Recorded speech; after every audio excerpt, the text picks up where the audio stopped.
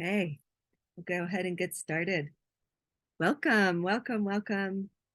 Thank you, thank you, thank you for being here. I really value your presence and your time. And those of you who are live with me here right now, I'm so grateful that you're here and welcome you to drop a comment in the chat. What brought you here today? What are you most excited to learn about? And for those of you who are watching the replay, look forward to hearing your thoughts as well.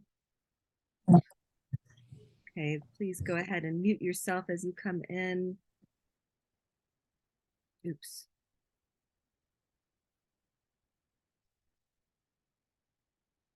Okay, I am so excited to share with you all today.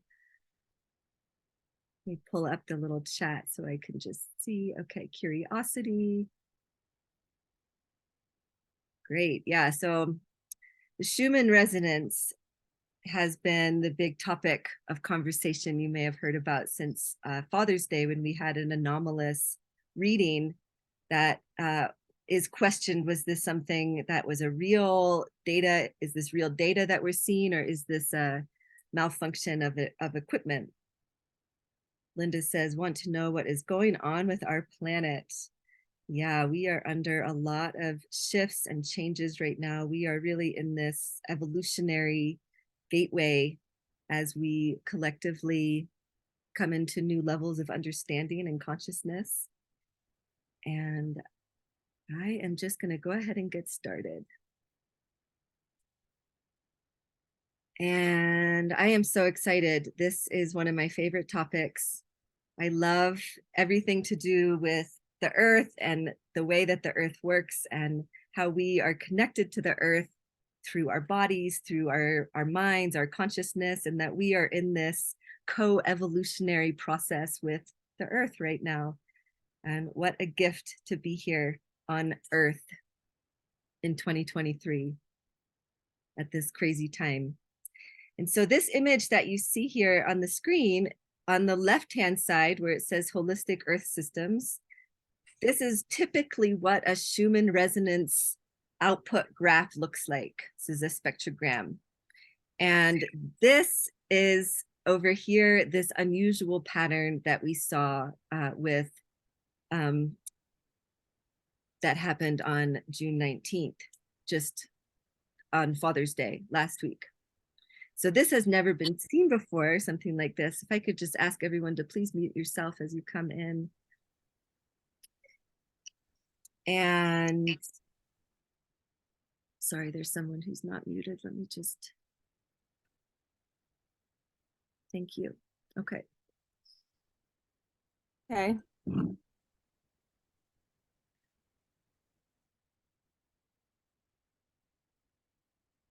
Okay, so here on the right, we have this this data that came through on June 19th. And so if you Google Schumann resonance, it is all over the web right now, people talking about what does this mean.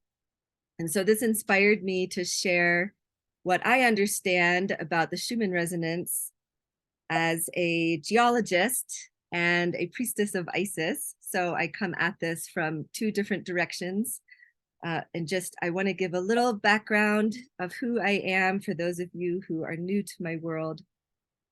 But first I'll start with one of my favorite quotes, which is that civilization exists by geological consent, subject to change without notice.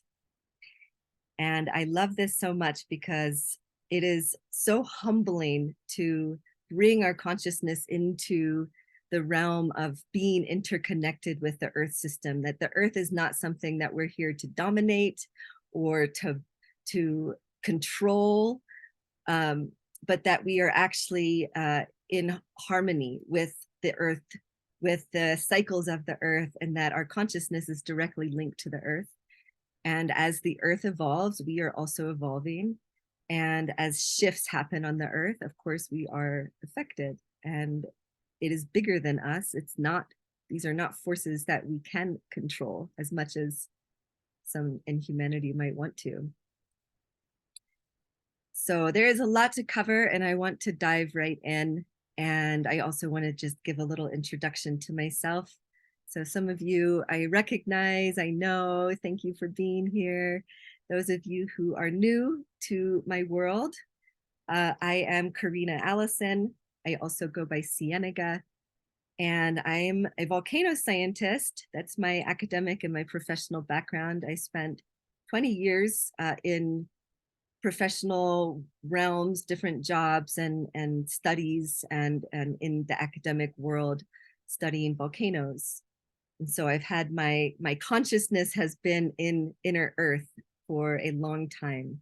It's coming up on 25 years now, studying earth systems and, like I said, inner earth and volcanoes. And that's like, the whole entire, like, what's the plumbing system, bringing my consciousness, my questions into like what's happening beneath the surface of the earth. And I was struck by lightning on the slopes of Kilauea volcano in 2009. And that really changed my life and took me on a path that took me out of academia eventually and brought me into a completely new life and a new way of relating to the earth outside of just strict Western science. And the earth really came alive to me through that experience and opened a communication channel. And I, through this initiation and many other initiations, eventually found myself to be serving as a priestess of Isis. And that is the work I do currently. So what I do now is really at this intersection of science and spirituality, and I love bringing them together. I think there's so much overlap that we really cannot tease them apart.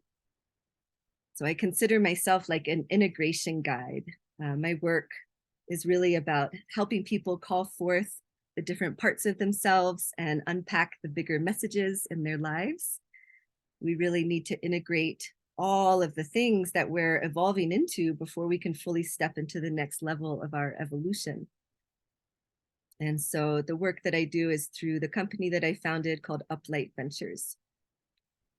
And I want to be really transparent with you all as I begin sharing today. So there's two different reasons that I'm sharing this with you today. One is that it's something I'm really passionate about and it's really relevant right now, and a lot of people have questions about it. And so I'm really excited to bring my knowledge of the Schumann resonance and what it means for us just into the collective and to share this uplifting of evolution that we're in. And the second reason is that this is actually foundational to the work that I do. And it is informing the programs that I offer currently. So if you stay until the very end, I have a special offer for you to join a dual mentorship program with myself and a dear friend and colleague of mine that's starting with the full moon next month, so in a week. But I want to make sure that your time here feels really honored. And so I'm just going to dive right in, and there really is so much to cover. So again, for those of you who just joined, thank you for coming. Thank you for being here. Feel free to drop your questions in the chat as I'm going. And this, I would love to be something of a collaborative experience. If there are things that you want me to elaborate on or aren't clear, please let me know. Okay, so we will start with what is the Schumann resonance? So it's something that we're hearing a lot about. It has been commonly called the heartbeat of the earth. But what is it really? It's this standing wave that exists between the surface of the earth and the ionosphere. And there's actually multiple frequencies that make up what we call the Schumann resonance. So a resonance is a wave that is defined by the geometry of the space that it's contained within, and it is self-perpetuating. So in essence, there is a particular set of frequencies that fit into this geometry of the surface and the ionosphere, and they're constantly vibrating. So that's why people call it the heartbeat. The primary frequency is 8 hertz. It's around 8 hertz. it was first measured at 7.83 hertz. And we'll talk a little more later about when people talk about the Schumann resonance increasing, what they mean. And it has increased a very small amount, but there are some misconceptions about what that means when people talk about spikes in the Schumann resonance, or that it's increasing so much. But it's increased to it's almost exactly at 8 hertz right now. So these numbers have all gone up by just a little tiny bit, but it is something that is significant to note, that it's moved from 7.83 to now being just a little under 8 hertz. And that's the fundamental frequency. So that's the primary resonance, which means that there are these peaks. So there's 7.83 hertz, there's 14.3 hertz, 20.8, 27.3, 33.8, and there are even more that go into higher numbers. And a hertz is a cycle per second. So 8 hertz per second. 8 hertz is 8 cycles per second. So we get a wave that's beating, basically. It's like beating between the surface of the Earth and the ionosphere at this rate of 8 hertz. Because there are other frequencies, they are also present. Like there's also a 14.3 hertz constant resonant frequency. There's also a 20.8 hertz, etc. But the primary signal that we receive, and the biggest signal, like the biggest source of that energy, is focused at the 8 hertz. And these are called, it's called the ELF range, which is extra low frequency. And that is this level of electromagnetic waves, electromagnetic frequencies that are below the level of human hearing. So human hearing goes down to about 20 hertz. And as you see, some of these are over 20 hertz. So by and large, we cannot hear the Schumann resonance. We can't hear that 8 hertz frequency, but we can hear, it is theoretically possible that we can hear the higher frequencies at times when they become more amplified. And currently, science says that this Schumann resonance, this is the current model that is most agreed upon, is that the Schumann resonance is caused by just random lightning that's happening all the time around the globe. And that lightning that's what's being shown here in this picture, is discharging, this is all electromagnetic discharges that come together to create this constant 8 hertz background signal. I have an alternate theory about the Schumann resonance, which I will share later on in our presentation here. But I do want to share that is when you read about the Schumann resonance online, that's what you'll read, is that it's caused by lightning, and that there are 3 hotspots of lightning. Those are over Africa, Asia, and South America. And so that's where the majority of the lightning discharges are occurring, that are contributing to this resonant frequency. And they're using the Schumann resonance to monitor weather, to monitor electric storms, lightning storms. It is, something that is built into the background of all of our moments, of everything that we're experiencing, is this 8 hertz. They also think that it may be affected by solar rays when the plasma rays from the sun come in and they hit this ionosphere. The ionosphere starts about 50 miles up in the atmosphere, and it's a charged zone of our atmosphere where ions exist. And the solar rays are also charged. And so when the solar rays hit the ionosphere, there's an interaction that happens. And that does seem to have an impact on the Schumann resonance. So when we are, like currently, we're going into a solar maximum, a time of enhanced solar activity. And we're seeing it out here. I live in Colorado, and we are seeing the northern lights out here. I'm on the western slope of Colorado, and we've had some really amazing, epic northern lights happening here, which is pretty unusual. And that's because of this increased solar activity going into a solar maximum. And that's affecting globally what's happening in the ionosphere, and through that, the Schumann resonance.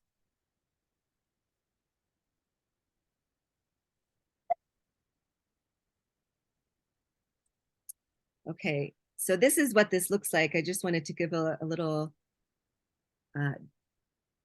you know, video here to show this is a standing wave. So this is basically what these different frequencies are doing in the ionosphere, and like from the ionosphere to the surface, bouncing up and down like this all the time. And that's why they call it a heartbeat, because it's this very steady, constant wave that we are all immersed in all the time, but we just don't know because we can't see it, we can't hear it, but we do feel it in our bodies. And I'll get to that in the next slide. We are actually like deeply connected to the Schumann resonance, among other frequencies that the earth has. But this here I want to show also briefly is, this is the graph of these different resonances. So here is the 7.83 hertz. You can see on this chart, it's the highest peak. So that's why it's called the fundamental resonance. But then we see that there are also these other frequencies, these other, a frequency has a certain wavelength. And so the different wavelengths cause these different frequencies. But within this geometry of our atmosphere, yeah, this 7.83 hertz is what is, again, the loudest, the most present. And so a common question is, like, how does the Schumann resonance affect us? Are we impacted by the Schumann resonance? And yes, we really, truly are. So we are electric beings. Everything within our system is controlled by electromagnetic impulses. Our brain is functioning as an electromagnetic organ, and it's sending electromagnetic signals and pulses to control all of the functions of our body. Our thoughts are electromagnetic. And if you think about all of the communication that's happening on the globe, it's all electromagnetic, like phone lines, Wi-Fi, internet, everything is fundamentally about electromagnetism. And that is the way that we communicate over vast distances, is through electromagnetic pulses. Whether those are through antennas or the antenna receiving stations, or whether those are through lines and cables, it's all electromagnetic. And so, of course, the earth is also electromagnetic. And the Schumann resonance itself is about an electromagnetic frequency. And we actually need this 8 hertz to function. They realized the importance of the Schumann resonance when they started sending people into space and creating underground bunkers. And when people started going into these environments that were outside of the atmosphere of Earth that we've evolved to be connected into and part of, people started going crazy. They stopped being able to function, and their brain kind of short-circuited. And so with research and time, they discovered that this is what was missing, is this 8 hertz. And so now they actually engineer 8 hertz into any environment that's taken out of the surface of the earth where we're here, spaceships, bunkers. So they actually have to pump that 8 hertz into the air, into the environment for people to function. So it affects us profoundly, and we actually require it. And it affects our brain, our thought process, our nervous system. It enhances our immune system. There's research that shows it lowers cortisol. It helps us feel good. It helps us sleep better. And, 8 hertz is, I call it this kind of magic frequency. So when they measure people in flow state, they've discovered that they are operating at 8 hertz. When they measure healers who are actively healing, they've discovered their brain is operating at 8 hertz. So 8 hertz is in the realm of alpha waves of our brain. So typically during the day when we're thinking and we have a lot going on, we're in beta. You know, that's a higher brain activity state. An alpha state is a much lower brain activity. It's more of a meditative state. It's a state where our fast thoughts have kind of clicked off a little bit, and we're more in a state of expansion and perception. You know, we feel that interconnection to the world around us. And I think that's because this is the Schumann resonance, this 8 hertz, that we are actually literally connecting in and in flow with the wholeness of this earth system, this consciousness. And most geologists won't talk about earth having a consciousness or being an intelligent system. And that's why I'm not in academia anymore, because that is my belief and I can no longer separate that from the work that I do. I believe that the earth is a conscious being. I believe that she is communicating with us and that we have the ability to tune in and to hear and to become harmonious with that. And fundamentally, it's about this 8 hertz frequency, and it's about how do we tap into this 8 hertz so that we start living lifestyles that are inherently connected to the earth. Whereas we live in a culture that almost everything that we do and create is about disconnection from the earth, like as far as what we value as a collective. You know, we live in concrete cities where we're no longer grounded to the earth anymore. We have all of these remote, like Wi-Fi and 5G and the Bluetooth. So we're constantly exposed to these man-made frequencies that are actually impacting our brain and our ability to feel that that powerful connection that we have to the earth through this Schumann resonance. Something interesting is that they cannot actually accurately measure the Schumann resonance anymore from most cities and urban places because our electrosmog is too intense. They have to go way out into the middle of the ocean or way up into the tundra where there's not electric smog, and that's where they can get the accurate the measurements of the Schumann resonance. So I believe some of the best medicine that we can do for ourselves is to connect with the earth and to connect with this 8 hertz frequency. And it's actually quite simple to do. And I'll talk more about that later on. Does anyone have any questions about this so far? Okay.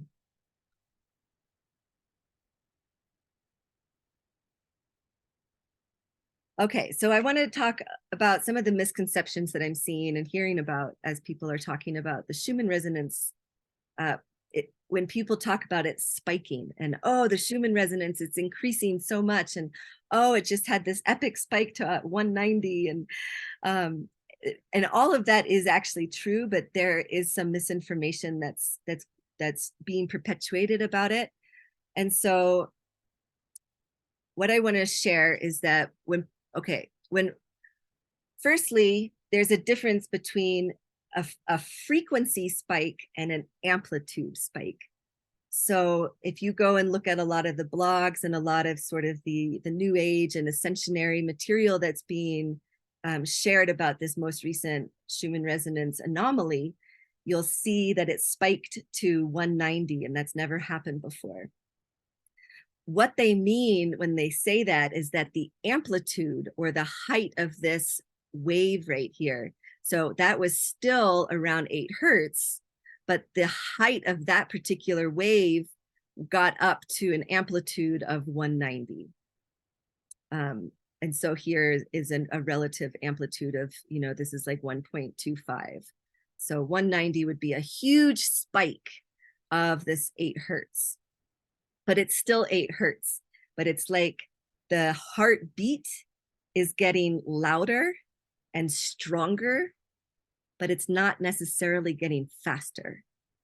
Okay, so that's one thing I want to clarify. And then the second thing is that we do actually see frequency spikes within the Schumann resonance. And the way I want to explain that is actually really well demonstrated on this graph. So if typically the 8 hertz is this dominant signal that we get, when we talk about a frequency spike, like for instance, one of the articles I just read was that in 2017, that was, at that time, that was the biggest spike that they had seen, was up to 36 hertz. So here's this resonant frequency at 32 hertz. So what that means is that there was a spike here at 36 hertz that was anomalous. And it doesn't mean that this spike at 8 hertz stopped existing. It was still happening here at 8 hertz. It was still happening here at 14 hertz. But for this brief moment, there was a pulse at 36 hertz, and that dominated the data. So that became the dominant frequency for a brief moment in time. What we're seeing now, so that was 2017, but it's actually gone even higher, and it continues to go higher, so that we're seeing higher and higher of these spikes. And like here is one at 50 hertz. I just read something about even 150 hertz, you know, so basically like we have this background 8 hertz heartbeat, and then it's like the heart is suddenly sending surges of a faster, like an overlain faster beat that temporarily dominates the data. And that is, like, since the Schumann resonance has been measured, that is unusual. Like we are definitely seeing an increase in this behavior of these high frequency spikes.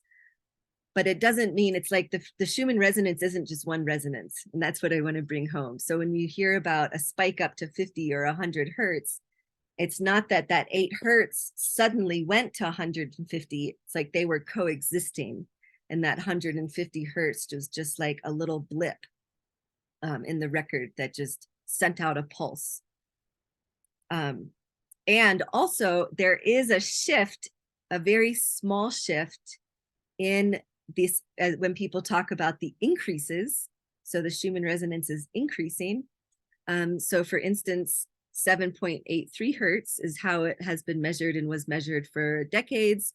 And as I said, now we're seeing that shift over just a tiny bit to 8 hertz. That 32.4, that was a little tiny shift over here to the 36. You know, so all of these numbers, these peaks that we see, these frequencies are shifting by a small amount. So there's kind of all these overlaying pieces that are happening, and that the scientists are teasing out of the data. And it's not always necessarily straightforward if you aren't familiar with this and when you just read something. So I really want to share all of that to just empower you to be very, you know, to take in with a grain of salt the things that you read, as far as what the conclusions are that means, and what that data is actually telling us. But it is for sure increasing in frequency, like I said, by a small amount.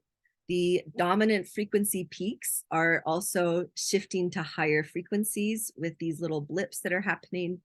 And the amplitudes of these waves are getting higher.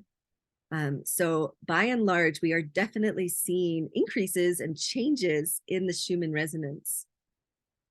And like I said, to me, what this says is that the heartbeat and the, like, it's almost to me like this consciousness of Gaia is having to communicate louder to us as humanity so that we can stay connected to her, because there's so much noise to get through. And it's almost like these peaks are able to cut through that noise, and we do feel them, we do experience them in our bodies.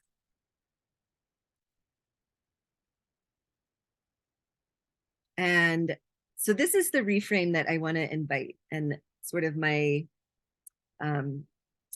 philosophy, my theory about what's happening here on Earth. And like I said, this is not something that you we'll find in geology textbooks at the moment, although hopefully that'll change one day as we open our eyes to different foundational systems.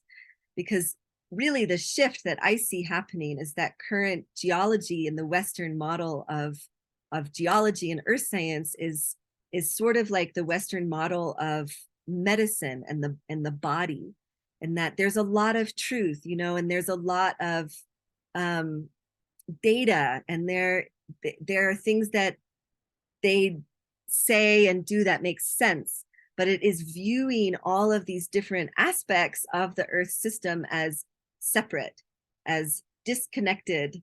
You know, it's like in the Western medical system, if you go in for a headache, they're going to examine your head. They're going to maybe do a CAT scan of your head if they can't figure it out. But maybe it was an injury in your hip that caused a spinal misalignment, and that is causing a chronic headache, right? Because our bodies are, everything is connected. We're not, I know the kneecap isn't completely disconnected from the shoulder. Like, they are connected. And again, these electromagnetic communication pathways through the brain and through the body are, and through the lymph system and the fascia system, it's light speed communication that's happening within the body all the time. So it's very similar. What I believe is what's happening on the earth.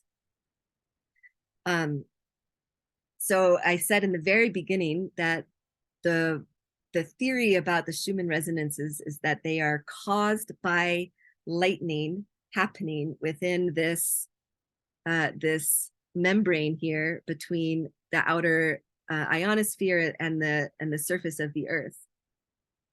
And I invite you to just pause and take that in for a moment and feel in your body if that makes sense to you. Like, does it make sense that random lightning all around the globe is just coincidentally keeping alive and constant, steady 8 hertz heartbeat all the time through time without changing? Like, that seems very synchronistic to me. And what I would like to invite instead is that perhaps the lightning that we see is the result of the Schumann resonance rather than the cause of the Schumann resonance. And the reason that I say that is because the entire earth is an electromagnetic system. And when I talk about it being holistic, I mean that what is happening at the core of the earth has an impact to what's happening on the surface, to what's happening here in the farthest reaches of the auric field of the earth. In fact, magma moving here in the outer core and in the lower part of the mantle is actually generating the magnetic field, which, as you see here, comes out with these lines, comes actually out like this and around and in. And it actually creates the entire membrane of the auric field. So the very core of the earth is creating this entire electromagnetic aura that's constantly, it's like moving, you know, it's a dynamic system. It's constantly moving and like regenerating itself. And all of this is caused by what's happening here. And magma is a charged liquid. So magma is at the moving magma in the core of the earth is essential to the entire field of the earth. And it is electromagnetic. And we receive this, I call them like electromagnetic channels of this energy that comes through like magma pathways, you know, that feed volcanoes, that come from deep, deep, deep earth and come up to the surface, are places where we can actually feel, like we call them vortices or portals. You know, if you go to an erupting volcano, you can actually feel that energy moving through your body like waves. You can feel the shock waves emitting from the volcano that you can't hear, but your body registers. So our body is this like highly attuned antenna that is picking up all the time to the subtle changes that are happening with this dynamic Earth system. And they are actually, just as a point in case, like they're actually discovering that they can measure changes in the ionosphere. The ionosphere is 50 miles. We just imagine for a moment, like 50 miles above your head. Okay, that's really high up there. That's where the ionosphere starts. So like, let's say 80 miles above your head, they're finding changes that are predicting earthquakes. And the earthquakes are happening like way miles beneath you under the earth. So something is happening way deep inside the earth, and there's an electromagnetic signal that's getting transmitted all the way up to the ionosphere before anything physical even happens under the earth. So I find that incredibly remarkable. And to me, this really feels like evidence for interconnected, holistic model of the earth. And when we look at us, like we are plugged in to that, it's inevitable that we feel what's happening on the earth, that we experience that within our body.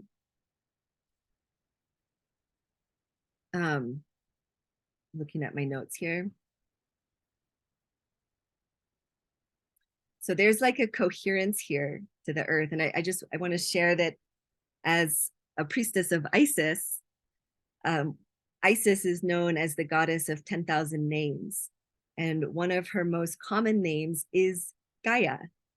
So there is a long-standing reverence for this intelligence of the earth, the Mother Earth, lineages, traditions across the world and across through time talk about the Mother Earth and talk about the importance of attuning with the Mother Earth.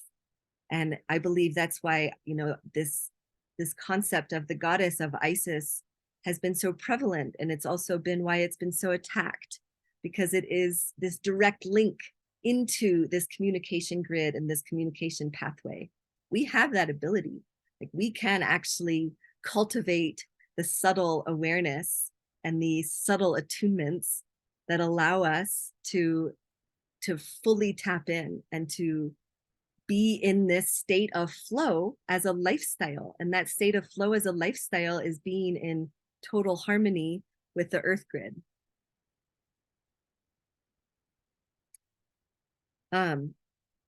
So, okay, there's something I want to share about this. So this is like this space that we are in between the surface of the earth and the ionosphere. It's basically like a capacitor, and a capacitor is a space between two charged areas. So the ionosphere is a charged area, and the surface of the earth is actually a charged area. And so we are existing in this space where charge is constantly collecting. And again, that's where the lightning happens, because it's balancing this charge. So I think of the lightning as a way of regulating this earth conscious like system. It's like its nervous system in a way. It's like the lightning is discharging energy that needs to be discharged so that the entire system can stay in homeostasis. Something else interesting about the Schumann resonance that you won't necessarily hear about commonly is that it breathes. It has a diurnal variation, they call it, which means that it's more pronounced during the daytime and it's less pronounced at night. So again, like when we click in, like our circadian rhythms, we are also clicking into this Schumann resonance, that it is supporting us in our own cycles within our days, within our lives. Like we evolved as humans barefoot on the earth, being completely exposed and only exposed to the earth's natural frequencies. So we have to work a little extra hard in this day and age to stay connected like that, because we've just created such a culture of disconnection, like I said. And the last thing I want to share about this piece here is that they are actually find Schumann resonances on other planets. And what's interesting to me is that they've just recently mapped the Schumann resonances on Mars, and they are exactly the same frequencies that we have here on Earth. Why is that interesting, fascinating, unusual? Because what science is saying is that the frequencies are strictly controlled by the geometry of this atmospheric like bubble that we're in. Isn't that unusual that Mars has exactly the same geometry to resonate the exact same Schumann frequencies that we have here on Earth?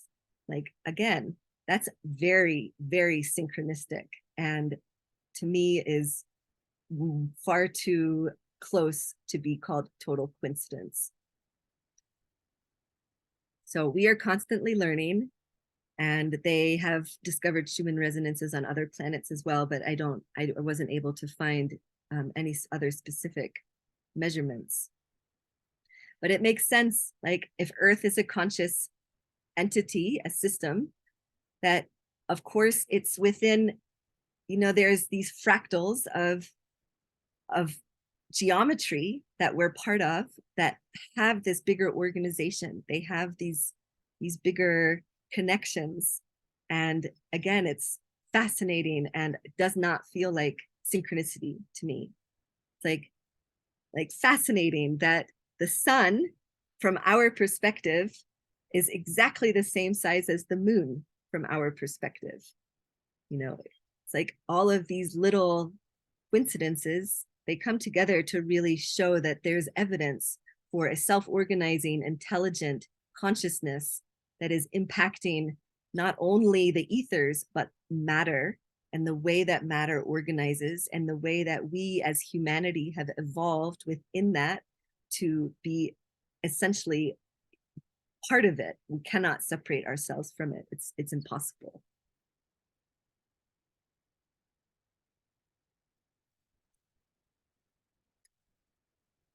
I love this quote by Nikola Tesla that says, if you want to find the secrets of the universe, think in terms of energy, frequency, and vibration. And again, we opened with this, but here it is again. This is here on the left. This is what a typical Schumann resonance graph looks like. And then here was a little blackout period. And then this is on Father's Day. And then here was this very, very strange, very unusual, never seen before pattern, like clearly a pattern that, we don't know what that means. And could it have been equipment malfunction? It's possible. Could it have been that suddenly within this resonance chamber of the atmosphere, there was suddenly a vibration that overshadowed everything else that was happening? Also possible. If you look at here on this picture here, these are sand grains that are put on a plate and vibrated with different sound frequencies. And you see that they self-organize depending on the frequency. As the frequency changes, the pattern changes. If you had multiple frequencies, two sounds at the same time, you would get an overlapping pattern.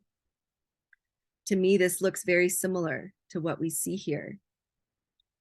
What I feel like happened is that something caused us to like ring like a bell, in that sense that there was something that happened that within our atmospheric cavity here that momentarily changed the resonance pattern, so that we experience something of a different kind of coherence of vibration.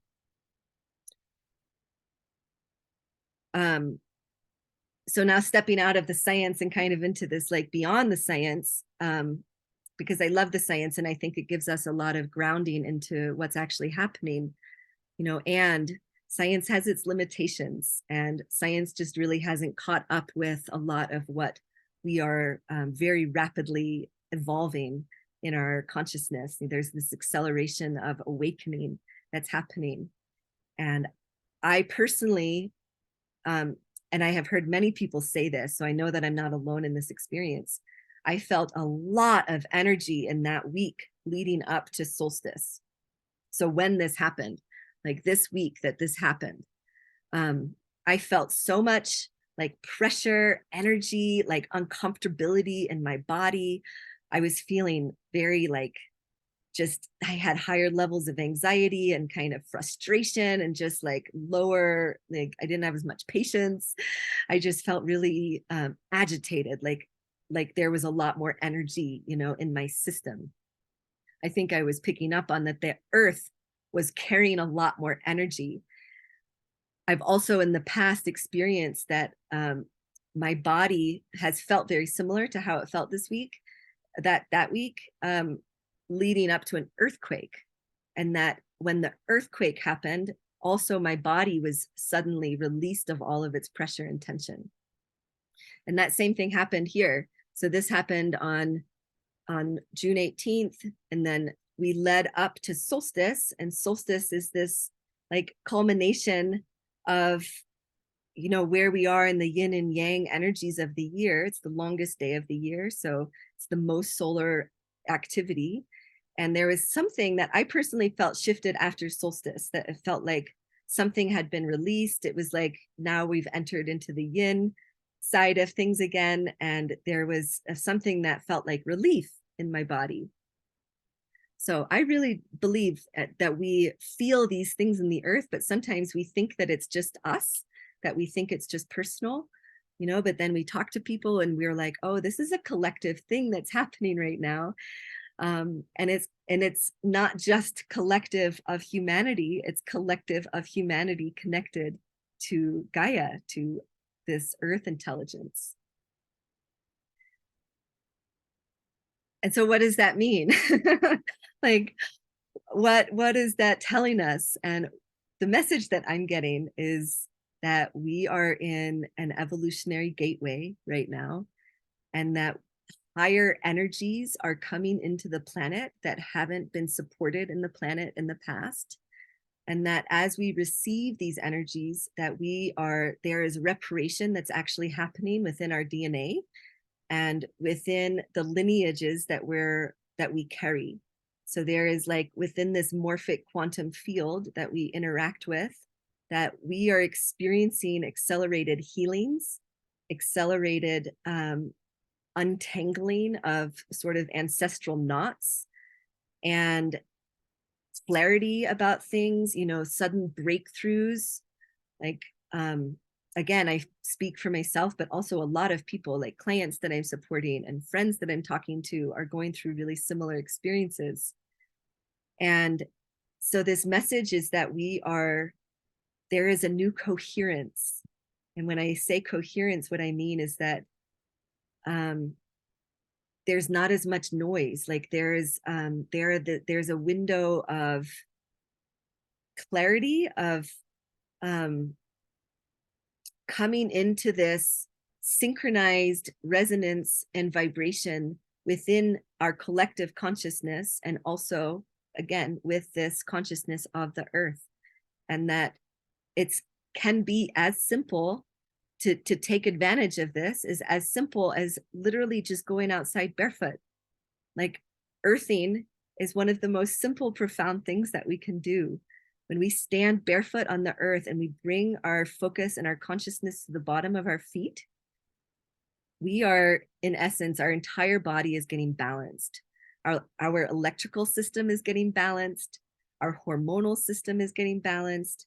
We're getting an influx of serotonin and dopamine, and it helps us feel good, and it plugs us in to this system. So that's this message that I want to share. And I imagine I would love to hear if anybody in the chat would like to share does that sound resonant for you? You know, what messages are you getting about what this means for us right now? What I feel is that there is like an untangling, literally, like there's like a loosening of sort of karmic binds that are happening on this collective scale, and that we're feeling it. And that all of us doing the personal work, those of us who are on this ascensionary path, who are doing the personal work, that it is so important, A, to continue that, and B, that it is impacting the collective in more ways than we can really realize. It's like the 100th monkey. And that is this idea that if 99 people, let's say out of 1,000, have like wake up to a certain understanding, that when that 100th monkey wakes up to that understanding, that suddenly the entire collective, that understanding is now accessible to them. Something that felt too out there or esoteric is suddenly now like within the realm of comprehension of the bigger scale. I personally am actually finding that with the Schumann resonance. Like I've been studying this and talking about this for like 15 years. And it's only just in the last like really few years that this has started really infiltrating into the bigger collective, and that people are starting to recognize that there's, you know, these bigger patterns happening and that we're connected to them.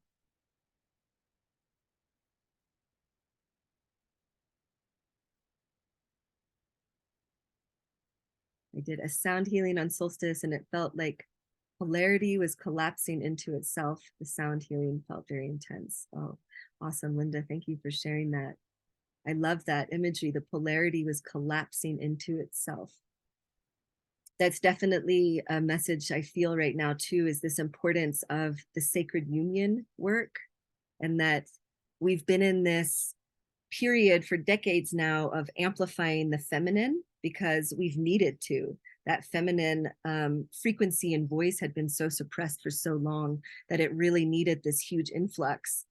And now what's happening is another kind of shift where the feminine has risen to a point that it can meet like they can be met, the masculine and the feminine.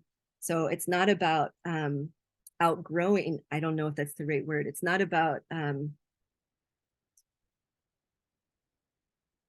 like, now it's about bringing them together and into this sense of the bigger union. And like, I don't know what's happening as far as the pole shifts are going on. We are under, like, the earth is under huge changes right now. And in so many realms, like the poles are wildly wobbling right now. And so part of me wonders, is this part of this process leading up to a pole shift? Like, because it's literally this polarity collapsing into itself. That's what that image brings to me. That it's we are being challenged to create the sacred union within our beings so that we are essentially like able to keep up with the changes that are happening on earth, that we are literally being brought up to these evolutionary frequencies as earth, Gaia herself, is moving through this process.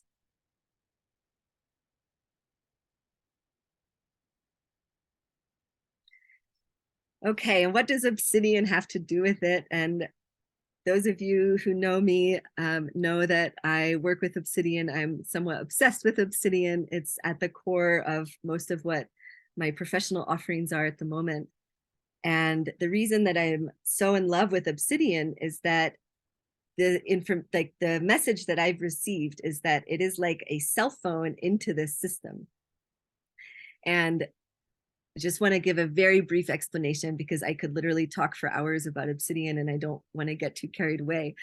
But obsidian is the planet's only naturally occurring glass. So it's completely unique. It's actually not really a crystal, and it's actually not really even a rock, because the definition of a rock is that it's made up of many small crystals. But obsidian is not a crystal. And you won't find obsidian inside of a rock. You will only find it self-contained on its own.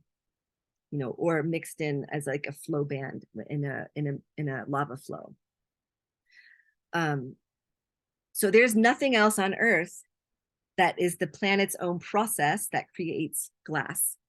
We sometimes see glass from meteorites that come in, like tektite is a glass that is caused when the heat of the meteorite impacts the Earth, but nothing else of the Earth's processes creates a glass. And the only way to create a glass is to heat something, to cool something that is molten so fast, like instantaneously, that it freezes into a solid without having time to develop any crystals.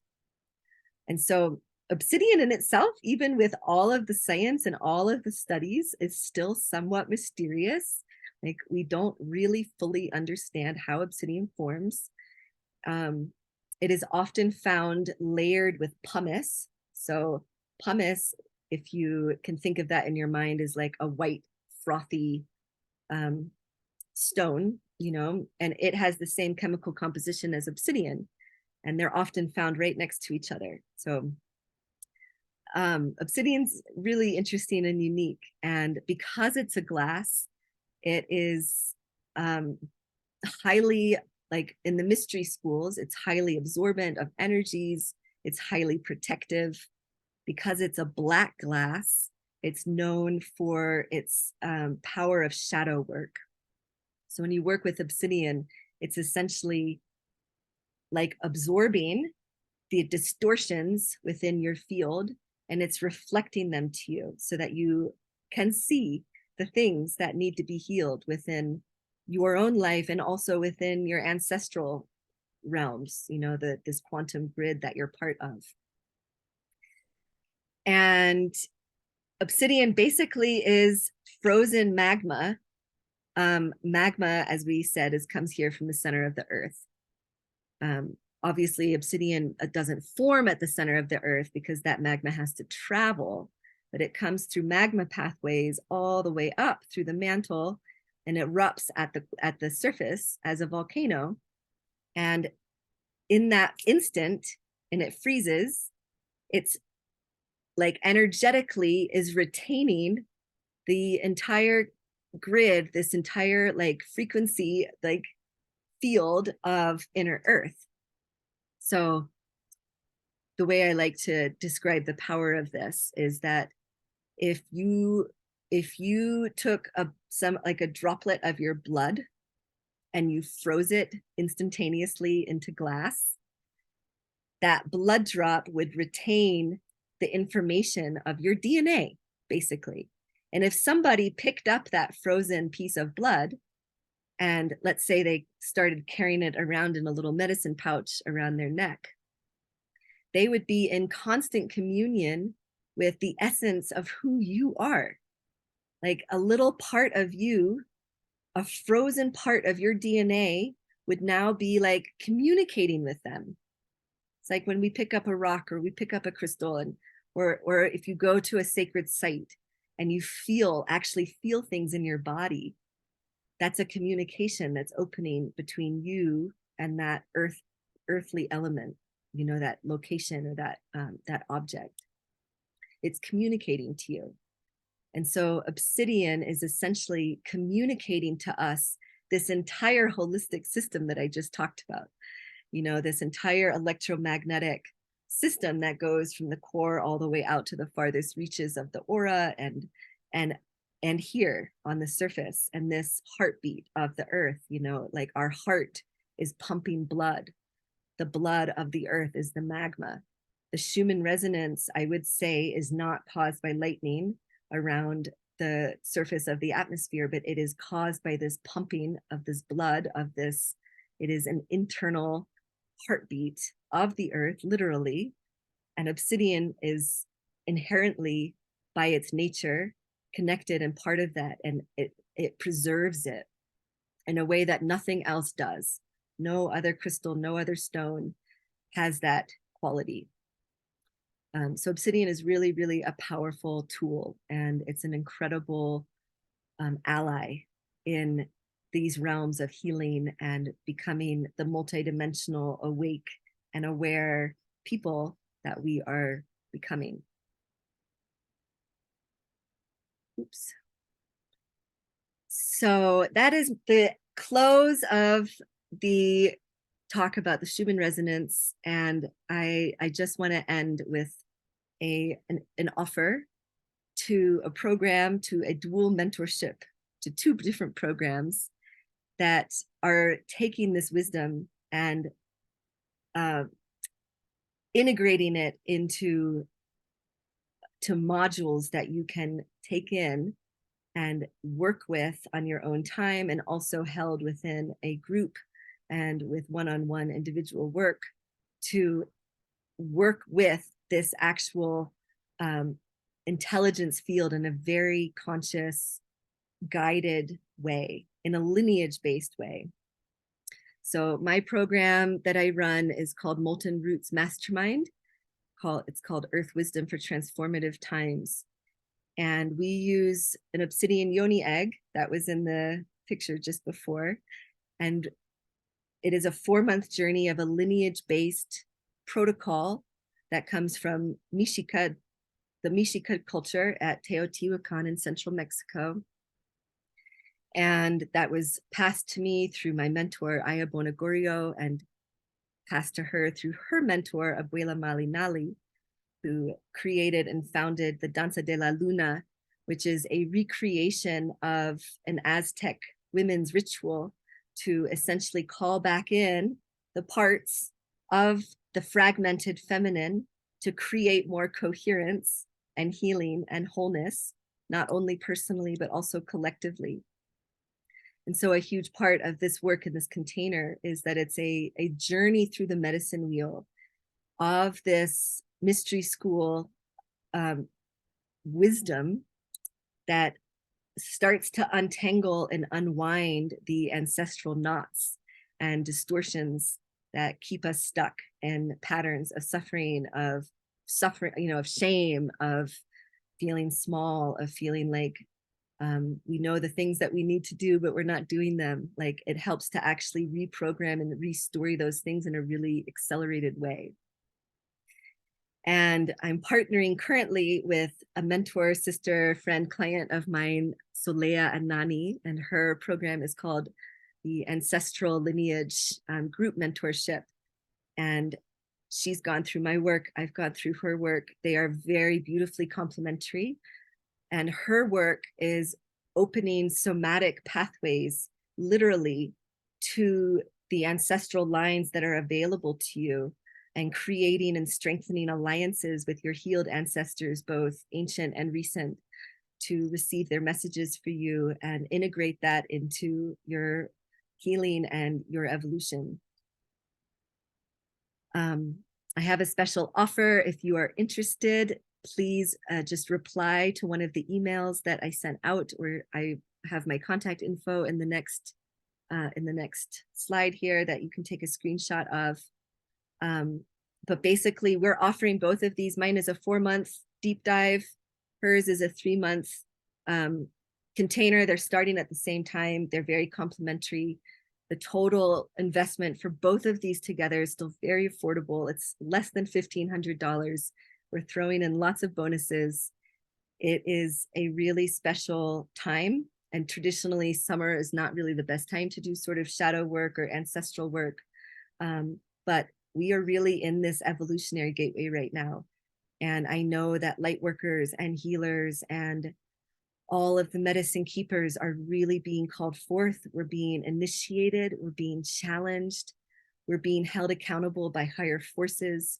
We are being kind of pushed out of our comfort nests into places of unknown, and that can be scary. And the intention of these programs and this work and this container at this time is to really support you and integrating all of the things that you need to integrate, that you feel more confident and more ready to take those leaps of faith that spirit is asking you to take.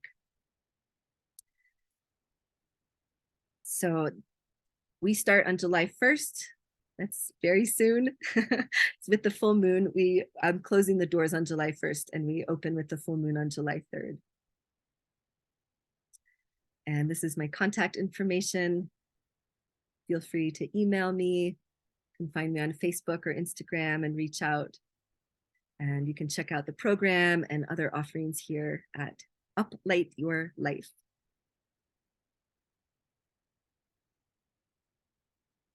And thank you all so much for being here.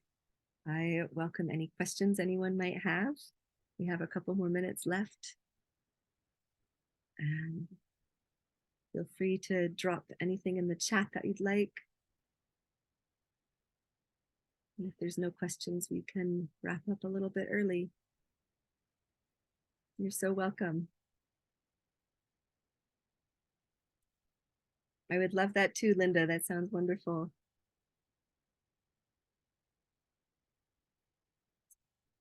All right, thank you so much for coming. And if you're watching the replay, thank you so much for tuning in, and sending you all lots of love and just knowingness and assuredness that you are where you need to be right now, that everything is unfolding according to divine plan. And we are being challenged to trust that more and more. So we are all in this together. Thank you for being here. Have a beautiful day.